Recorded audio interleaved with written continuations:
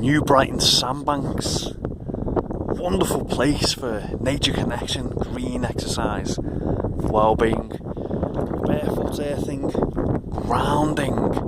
But do check the tide times. You want to be going at low tide. Don't be going as the high tide is coming in, because you get trapped on the sandbanks, and then Mike Jones and the RNLI will have to come and rescue you. So always check the tide times.